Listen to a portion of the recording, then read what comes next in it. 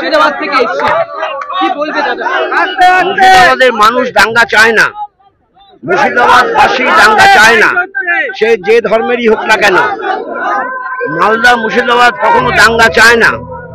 আর দাঙ্গাকারীদের উপযুক্ত শাস্তি দেওয়ার জন্য এখন থেকেই প্রস্তুতি নিতে হবে।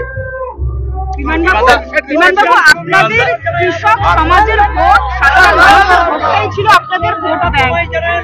কৃষক এবং সাধারণ মানুষের ভোট ব্যাংকটাই ছিল আপনাদের ভোট ব্যাংক। সেই ভোট ব্যাংককে আবারও কি ফিরে পাবে? সেটা তো ভবিষ্যৎ বলবে, সেটা আমি তো ভবিষ্যৎ দ্রষ্টা নই, ভবিষ্যৎ বলবে।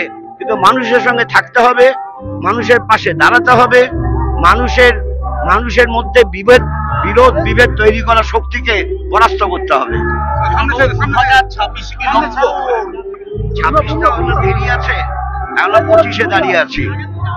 মানুষের ঐক্যটাকে গড়ে তুলতে হবে। সমস্ত শ্রমজীবী মানুষের ঐক্য গড়ে উঠলে পর কোন বিভেদকারী শক্তি কোন রকম ফায়দা তুলতে পারবে না। তৃণমূল বিজেপি বারংবার বলে আসছে যে ব্রিগেডের ময়দান ঘটছে, কিন্তু কোনোভাবেই কোনো প্রতিফলন সেটা হচ্ছে না ব্যালট বক্সে।